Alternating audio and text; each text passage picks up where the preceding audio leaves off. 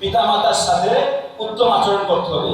পিতামাতা শাসন করলেও সেটা তোমাকে মেনে নিতে হবে অত্যন্ত ভালোভাবে। পারবো ইনশাআল্লাহ? শিক্ষার্থীরা পারবো ইনশাআল্লাহ? ইনশাআল্লাহ। আর অভিভাবকদের প্রতি একটা অনুরোধ থাকবে, আপনার সন্তানদেরকে সব সময় ভালো কাজটার দিকে প্রতিযোগিতা করাবেন, ভালো কাজের দিকে। অর্থাৎ যে সন্তানটা সমাজে ভালো ভালো কাজ করছে, মানুষের সাথে ভালো ব্যবহার করছে, মানুষের কল্যাণে কাজ করছে, এইরকম ভাবে তাকে তৈরি করার চিন্তা করেন। তাকে শুধুমাত্র ভালো স্টুডেন্ট বানানোর জন্য চিন্তা করবেন না। আমি আমার সন্তানকে যখনই সে লেখাপড়া করে, আমি তাকে বারবার বলি যে তোমাকে একটা কাজই করতে হবে, তুমি ইঞ্জিনিয়ার হও, ডাক্তার হও, যাই হোক, তোমাকে ভালো মানুষ হতে হবে। আসসালামু আলাইকুম ওয়া রাহমাতুল্লাহি ওয়া বারাকাতুহু। আউযু বিল্লাহি মিনাশ শাইতানির রাজীম। বিসমিল্লাহির রহমানির রহিম। আলহামদুলিল্লাহি রাব্বিল আলামিন। আসসালাতু ওয়াসসালামু আলা সাইয়্যিদিল মুরসালিন ওয়া আলা আলিহি ওয়া সাহবিহি আজমাইন।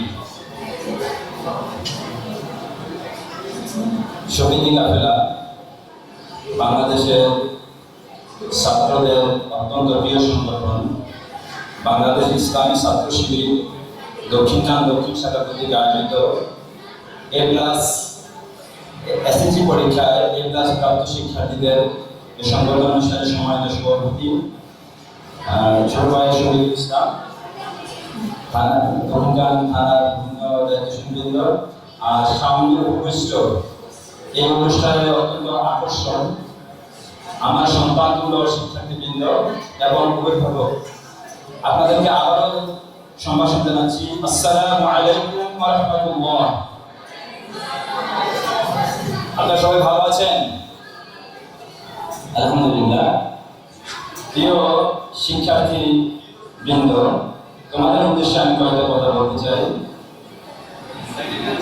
আলহামদুলিল্লাহ, তোমাদের মতো আমারও একজন সন্তান পরীক্ষা দিয়েছে এবং জিপিএ পাস করেছে। যেহেতু ছাত্রশিক্ষার সাথে সম্পৃক্ত বলেই তোমাদের সাথে নাই, নিজে দায়িত্ব পালন করছি। তো আমি এই জায়গাটা তোমাদেরকে বলবো, আল্লাহ সুবহানাহু ওয়া তাআলা রহমতে তোমরা সকলেই যারা এখন উপস্থিত হয়েছো জিপিএ পাস পেয়েছো। এই জিপিএ পাস পাওয়াটা আসলে একজন মানুষের মূল উদ্দেশ্য নয়। জীবনের মূল উদ্দেশ্য কিন্তু শুধু জিপিএ পাস পাওয়া নয়, অর্থাৎ তোমার এই রেজাল্টে একটা ধারাবাহিকতা থাকতে হবে। তুমি তোমার এই প্রথম রেজাল্ট, যেটা পাবলিক পরীক্ষায় প্রথম রেজাল্ট, এরকম তোমার এসএসসি, তারপরে এসএসসি পরে ইউনিভার্সিটি মেডিকেল বা পলিটেকনিক্যাল, পরবর্তীতে সেখানে ভালো রেজাল্ট, তারপরে তুমি মাস্টার্স করবে, পিএইচডি করবে। সর্বোপরি এই বাংলাদেশকে গড়ার জন্য তোমার একটা সৎ উদ্দেশ্য থাকতে হবে এবং তুমি ধাপে ধাপে নিজেকে সেই দিকে তোমাদেরকে নিয়ে যেতে হবে। আমি তোমাদেরকে অনুরোধ করবো, তোমরা যে ধর্মেই আসো না কেন, তোমাদেরকে প্রথমে একজন সুনাগরিক হতে হবে। আর সুনাগরিক হতে হলে প্রথম যে কাজটা করতে হবে, যে ধর্মের অনুসারে, তুমি যদি মুসলিম হও তোমাকে কোরআন পড়তে হবে, হাদিস পড়তে হবে, এর কোনো বিকল্প নাই। তোমাকে আল্লাহ সুবহানাহু ওয়া তাআলা সম্পর্কে জানতে হবে, আল্লাহ রাসূল সাল্লাল্লাহু আলাইহি ওয়াসাল্লাম সম্পর্কে জানতে হবে।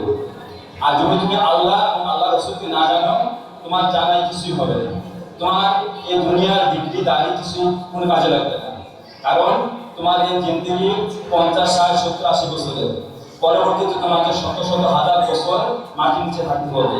সুতরাং তোমাকে প্রথমে যে কাজটা করতে হবে, যারা মুসলিম তাদেরকে কোরআন এবং হাদিস অধ্যয়ন করতে হবে। আর যারা ভিন্ন ধর্মের আছেন তারা ভিন্ন ধর্ম সম্পর্কে আপনার জ্ঞান অর্জন করতে হবে, কারণ আপনি ভালো জ্ঞান অর্জন করতে হলে কোরআন এবং হাদিসের কোনো বিকল্প নাই। এজন্য আর দ্বিতীয়ত হলো, আপনি ভালো মানুষ হতে হলে আপনাকে অবশ্যই আল্লাহকে চিনতে হবে, আল্লাহ রাসূল সাল্লাল্লাহু আলাইহি ওয়াসাল্লাম আদর্শকে ধারণ করতে হবে, এর কোনো বিকল্প নাই। কারণ আপনি যদি আল্লাহর হককে মূল্য দিতে না পারেন, আপনি মানুষের হককে মূল্য দিতে পারবেন না।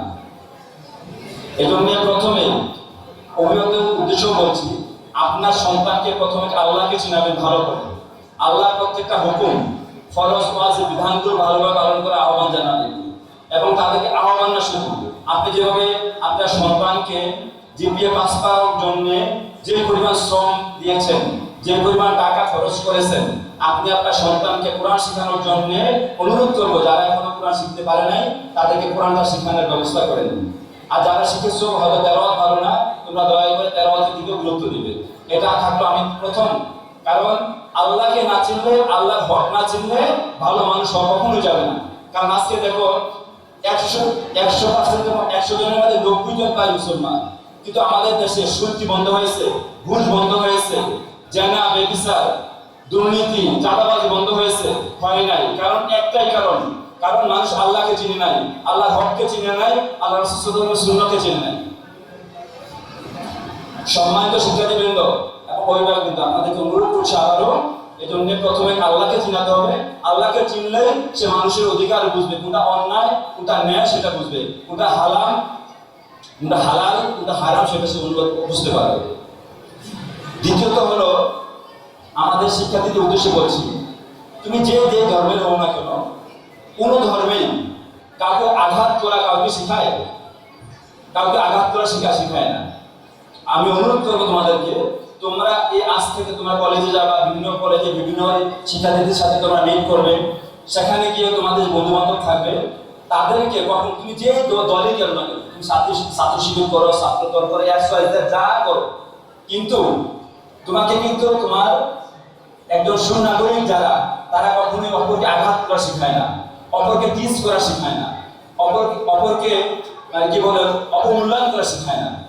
এই জিনিসগুলো থেকে তোমাদেরকে বিরত থাকতে হবে। তারপরে বলবো, তোমরা মিথ্যা পরিহার করো সর্বাবস্থায়। মিথ্যা কোনোভাবে তোমাদেরকে, মিথ্যার সাথে তোমাদের সংস্পর্শে রাখা যাবে না। মিথ্যা থেকে শত মাইল দূরে থাকতে হবে। তারপরে বলবো, শিক্ষার্থীদের উদ্দেশ্যে পিতামাতার প্রতি সদাচরণ করতে হবে। কারণ পিতামাতা যদি আজকে না থাকতো, তোমার এই দুনিয়ার আলো তুমি দেখতা না। আর যাদের পিতামাতা এখনো বেঁচে আছে, যদি পিতামাতা তোমাকে এরকম পরিশ্রম না করতেন বা তোমার পিছনে টাকা ইনভেস্ট না করতেন, তুমি আজকে ভালো তোমাদের এই পজিশন কখনই সম্ভব হতো না। এই জন্য তোমাকে প্রতিটা মুহূর্তে পিতামাতা যদি তোমাকে শাসন করে, তুমি সেটা একেবারে অবনত মস্তকে সেটা মেনে নিতে হবে তোমাকে। যদি তুমি এটা মানতে না পারো, তাহলে তোমার দ্বারা কখনোই উন্নতি করা সম্ভব হবে না। তুমি হয়তো অনেক ডাক্তার হতে পারো, বড় ইঞ্জিনিয়ার হতে পারো, তুমি ভালো মানুষ কখনো হতে পারবে না। কারণ মানুষ যখনই তুমি পিতামাতার সাথে খারাপ ব্যবহার করবা, রাস্তা বের হলে তোমাকে মানুষ টিজ করবে যে দেখো একটা ডাক্তার, কিন্তু সে একটা বদ মেজাজি, একটা বদ সন্তান, সে পিতামাতার সাথে ভালো ব্যবহার করে। এজন্য প্রত্যেকের কাছে অনুরোধ থাকলো, প্রত্যেকের কাছে হাত জোর করে অনুরোধ করছি, পিতামাতার সাথে উত্তম আচরণ করতে হবে। পিতামাতা শাসন করলেও সেটা তোমাকে মেনে নিতে হবে, অত্যন্ত ভালোভাবে। পারবো ইনশাআল্লাহ? শিক্ষার্থীরা পারবো ইনশাআল্লাহ? ইনশাআল্লাহ। আর অভিভাবকদের প্রতি একটা অনুরোধ থাকবে, আপনার সন্তানদেরকে সব সময় ভালো কাজটার দিকে প্রতিযোগিতা করাবেন, ভালো কাজের দিকে। অর্থাৎ যে সন্তানটা সমাজে ভালো কাজ করছে, মানুষের সাথে ভালো ব্যবহার করছে, মানুষের কল্যাণে কাজ করছে, এইরকম ভাবে তাকে তৈরি করার চিন্তা করেন। তাকে শুধুমাত্র ভালো স্টুডেন্ট বানানোর জন্য চিন্তা করবেন না। আমি আমার সন্তানকে যখনই সে লেখাপড়া করে, আমি তাকে বারবার বলি যে তোমাকে একটা কাজই করতে হবে, তুমি ইঞ্জিনিয়ার হও, ডাক্তার হও, যাই হোক, তোমাকে ভালো মানুষ হতে হবে। তুমি ডাক্তার হতে না পারো, ইঞ্জিনিয়ার হতে না পারো, কোনো সমস্যা নাই, সাধারণ একজন প্রফেশনাল হবা, তাও তোমাকে ভালো মানুষ হতে হবে। কারণ তুমি ভালো মানুষ হলেই তুমি সমাজে মানুষের কাছে মূল্যায়ন পাবা, আর আল্লাহর কাছে তুমি সেদিন বড় মূল্যায়ন পাবে। এজন্য আমাদের প্রত্যেকের টার্গেট থাকবে একজন ভালো মানুষ হওয়া। তারপরে আরেকটা কথা বলবো, সেটা হলো এই দেশটা যদি আমাদের বাংলাদেশটা যদি আমাদের না থাকতো, বা বাংলাদেশ যদি আমরা স্বাধীন হতে না পারতাম, আমরা আজকে আমাদের মত, আমাদের ভাষায় স্বাধীনভাবে কখনই ব্যক্ত করতে পারতাম না। কিন্তু আজকে স্বাধীন হয়েছে আমাদের দেশটা, 54 বছর হয়েছে, কিন্তু এখনো পর্যন্ত স্বাধীন বলতে যা বোঝায় সেই স্বাধীনতা আমরা এখনো পাইনি। আমরা এখনো দুর্নীতি থেকে, বাংলাদেশের প্রতিটা অধিদপ্তরে প্রতিটা রন্ধে দুর্নীতি। এই দুর্নীতি কারা করে? তোমার মতো আমার মতো যারা এই বড় হয়ে বিভিন্ন দপ্তরের চেয়ারম্যান হয়, সচিব হয়, তারাই যারা এই কাজগুলো করতেছে। কেন করতেছে? কারণ তারা ভালো শিক্ষা পায় না। যদি তারা ভালো শিক্ষা পেত, তারা আজকে দুর্নীতি করতো না। এই জন্য তোমাদের কাছে অনুরোধ থাকবে, তোমরা যে যে ধর্মের অনুসারী হও, তোমাদেরকে এই দেশটাকে গড়ার জন্য দেশটাকে নিয়ে চিন্তা করতে হবে, দেশের মানুষের কল্যাণে তোমাদেরকে কাজ করতে হবে। তুমি যেখানে ভূমিকা পালন করো, ডাক্তার হও, ইঞ্জিনিয়ার হও, প্রফেসর হও বা সাধারণ একজন চাকরিজীবী হও, তোমাকে দেশ গড়ার কাজে নিজেকে নিয়োজিত করতে হবে। আর সর্বশেষ অনুরোধ করব, বাংলাদেশ ইসলামী ছাত্র শিবির আমাদের বাংলাদেশের জন্য আল্লাহ সুবহানাহু ওয়া তাআলার পক্ষ থেকে রহমত, বাংলাদেশ সাথীদের মাঝে কাজ করে বাংলাদেশ ইসলামী সাথী সংস্থা। আমি আপনাদের ছাত্রদের এবং সাথীদের কাছে অনুরোধ করব, আপনি দেখেন আপনার গায়ে যে মানে পোশাকটা আছে, সেই পোশাকটা কেনার জন্য আপনি 2টা 4টা 5টা 6টা 10টা দোকান ঘুরে ঘুরে একটা ভালো পোশাক কিনেন। আপনি যখন একটা ছাত্র আন্দোলন পছন্দ করবেন, আপনি অভিভাবকদেরকে বলবো, আপনার সন্তান যখন ভালো একটা ছাত্র আন্দোলন পছন্দ করবে, তাহলে তাকে এমন একটা বেশ ছাত্র সংগঠনের সাথে পরিচয় করে দিবেন যে আপনার সন্তানটাকে একেবারে নিজের মতো করে আপন করে কোলে তুলে কাছে নিয়ে মাথায় হাত বুলে পিঠে হাত বুলে আপনার সন্তানটাকে ভালো মানুষ হিসেবে গড়ে তোলার চেষ্টা করে। সেটা হলো বাংলাদেশ ইসলামী ছাত্র শিবির এবং ইসলামী সাথী সংস্থা। এই দুইটা সংগঠনের প্রতি দায়িত্বশীল যারা আছে, যদি ছাত্র সংস্থার হয়তো কোনো দায়িত্বশীল এখানে নাই, ছাত্র শিবির আছে, তাদের কাছে অনুরোধ করবো, যারা এখানে এসেছে তাদের সাথে পরিচয় হবে, তাদেরকে নিয়ে সামনে আরো ভালো প্রোগ্রাম করবে। আর তোমাদের প্রতি অনুরোধ থাকবে, তোমরা যাই করো না কেন চেষ্টা করবা অ্যাটলিস্ট ইসলামী ছাত্র শিবিরের সাথে কাজ করার জন্য, মেয়েদেরকে বলছে ছাত্র সংস্থার জন্য। আর অভিভাবক যারা আছেন তারাও তাদের প্রতি আহ্বান থাকবে, আমরা বাংলাদেশ জামাত ইসলামের পক্ষ থেকে আপনাদের মাঝে কাজ করছি, আর মহিলা জামাতও কাজ করছে, এবং চেষ্টা করবেন না মূলত আপনাকে বলছি না বাধ্যতামূলক ভাবে, বাট আপনাকে আহ্বান করছি, আপনি এমন একটা সংগঠন পছন্দ করবেন যে সংগঠনটা ভালোভাবে কাজ করছে, ভালো মানুষ তৈরির জন্য কাজ করছে। এটা আপনি বিবেচনা করবেন, যেভাবে একটা প্রোডাক্ট কেনার জন্য আপনি যাচাই বাছাই করেন, আপনি সেভাবে যাচাই বাছাই করেন, কারণ মানুষ সংগঠন ছাড়া বাঁচতে পারে না, মানুষকে সংঘবদ্ধ হয়ে বাঁচতে হয়। আল্লাহ সুবহানাহু ওয়া তাআলা এই জন্য বলেন, ওয়া'তাসিমু বিহাবলিল্লাহি জামিআ ওয়া লা তাফাররাকু, যে তোমরা সংঘবদ্ধ হয়ে আল্লাহর হুজুরকে আত্মীয় করো।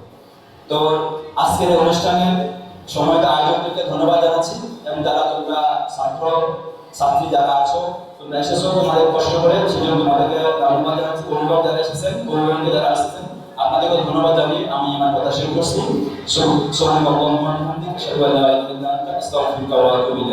আসসালামু আলাইকুম ওয়া রাহমাতুল্লাহি ওয়া বারাকাতুহু।